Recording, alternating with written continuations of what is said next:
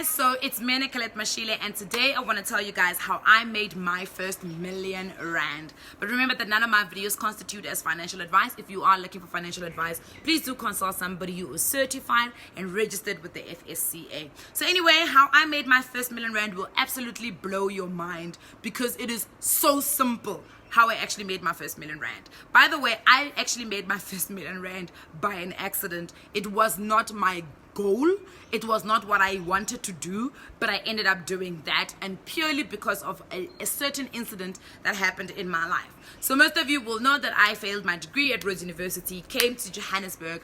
After coming to Johannesburg, my father kind of washed his hands off me, and he was like, "Please, deuces, I'm not paying for you anymore because I'm tired."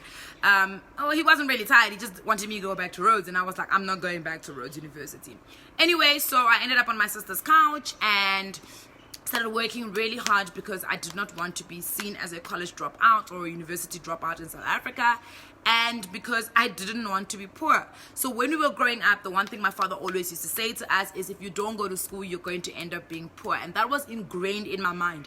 I actually remember incidences. So we used to go to school in Nelspruit, and for you to get from where I stayed in Bushbuckridge to get to Nelspruit, you use the 536, whatever road it is, right? And it passes by the Kompong, I don't know what they called in English, compounds, where they chop down trees. So the guys that used to chop down those gum trees, whatever, right? And so you could smell, there was a horrible smell that you could smell as you were driving. So my sister and I used to sleep when we were going to school in the morning, because my dad was supposed to take us to school on a Sunday, would end up taking us to school on a Monday morning, and that means we had to wake up at like 3 a.m. So usually we would pass out in the car while my dad is driving us to work, to school, right? But every single time we passed that specific area, we would wake up because of the stench that smelled so bad, right? And there would be hawkers sitting outside trying to sell, and this is like 3:30 to 4 o'clock in the morning, right? And my father would always point out to them and say, you see those young kids that are doing this, those young kids that are having to go to the kompong and work there, those young kids that are having to do certain things, if you do not go to school, you might end up like them, right? And that kind of freaked poverty out of my system, and I think probably my sister's system totally.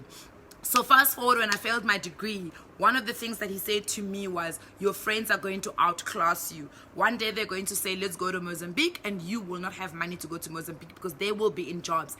And it freaked me out, and that kind of stayed in my head. So I started working, and I worked so hard. But anyway, I digress as to how I made my first million. So I'm just telling you some of the things that actually shaped the reason why I ended up becoming a millionaire at the age of, I was late. I became a millionaire at the age of, I think I was 27 when I became a millionaire. How old was I in 2015? So 15, 16, 17, 18. So I was 20. I'm 30 this year, so I must have been 26 when I made my first million, right? And I'll tell you what led to me becoming a millionaire. And one of the things was the fact that I did not succumb to pressure. That's number one. So although I was pressurized to become a certain person that I thought my father expected me to become because he had taken me to school, and also looking at some of my peers where they were, because they started working way before me, I was under pressure to start working and actually making some of my own money, but I was not under pressure to buy certain things that certain people had and to live a certain life that they had, right? Because remember that it's not about how much you make, it's about how much you keep. I can tell you that in the beginning of 2013, I was earning 4,000 Rand a month, and even the 4,000 Rand, I could not cover a lot of things. And what I did is I literally kept my life to a point where I was using the money that I had as efficiently as possible. Even with that 4,000 Rand, I still couldn't cover everything else. But when my father gave me additional extra money to help me, I was making sure that I'm using that money only for that, right? I was bumped up to 13,000 Rand in the last bit of 2013. So all of a sudden, because I had trained myself to live on a certain amount of money, as I said in the beginning of the year, I was earning 4,000 Rand, and my rent was 2.1, the car was 2,000 Rand. So basically, I was already 100 Rand out of my budget to pay just for the car and for me to actually stay in the house. This is before food and all that. So my father used to supplement me with 1,000 Rand for food and my life. So I had learned how to live on 5,100 Rand. So when my salary got bumped up to 13,000 Rand, all of a sudden I had additional amounts of money that I could put away, right? Makes sense. So you can start seeing how I started putting away that amount of money.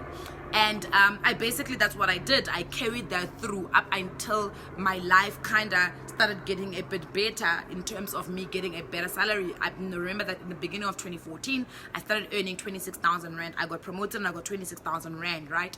But the thing that I did not do, which a lot of people do, is that when they get an additional amount of money or they get a change in salary, they also change their lifestyle. All of a sudden, their lifestyle becomes a little bit more expensive. I didn't do that because I kept the same car. I stayed where I was living. So even when I was earning 26,500, I stayed in the apartment that was costing me only 2.1. I actually only moved out of that apartment when I started earning 50,000 Rand a month. So when I got promoted again at the end of 2014, going into 2015, that's when I actually started. But that's when I decided, you know what, I want to move out, right? And move into a better apartment. And let me tell you something else that I then did. Instead of moving into this new apartment by myself, I moved in with a friend. So basically what I was applying was the rule that says, one, you need to live beyond within your means, right? But I was taking it further than just living within my means. I was living beneath my means, but at the same time I was keeping the amount of money, the disposable amount of money that I was making, I was actually keeping. Because what a lot of people then do is that even when they live beneath their means, they will always find a vice that they then take their money into. So they might not drive an expensive car, they might not do certain things, live in an expensive house. What they will do is they will go and get hair done and do all these things. I mean, I only started doing those things literally in 2015, but again, I kept it as low as possible. So as I say, when my salary was jumping up, my lifestyle was not jumping up. And funny enough, the other day I was reading a book. Just before I add on the book thing, I actually also did one extra thing that I did as I increased my income streams. I decided that with the salary that I was getting, it was not going to be enough for me to get the things that I really wanted. So I then decided, you know what, I am going to add on an income stream. Again, it was the pressure from the fact that I had failed and I was trying to catch up with my peers as to where they are in their lives. But what I didn't do is that I caught up with in terms of making the money, but I did not catch up in terms of their lifestyle and where they were in terms of their lifestyle, right? So that is the favor that I really did for myself. And when I added an additional income stream, I could literally save my full salary. I kid you not, I could save my full salary. When I left my corporate job in 2016, at the end of 2016, I was earning more than double my salary in 2014, and I was literally saving most of it.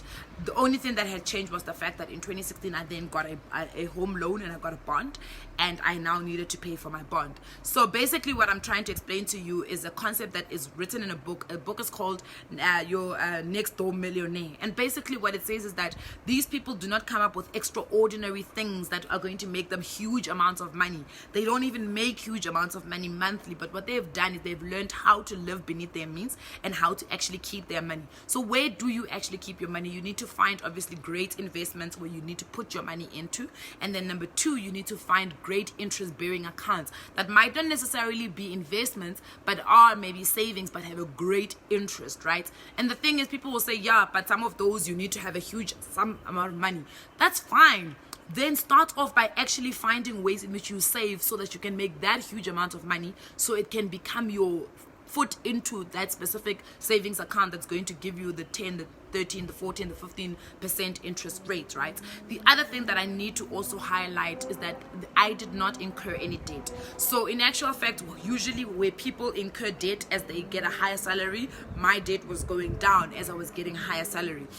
So what I'm trying to demonstrate is that it's not an extraordinary thing that people think you need to have this extraordinary things. And again, yes, not everybody can become even the next door millionaire, right? Because the context of South Africa is not great. There's a high unemployment rate, but there are people in this country that are making a lot of money. If you just look at some of the salaries that people are being paid, they do make a lot of money. And if they just applied some of the money rules, they will be able to, within 2, 3, 4, 5, 6, 7, 8, 9, 10 years, be able to become a millionaire. But the problem is that as our salary and our incomes increase, and as we add on additional income streams, our debt also increases.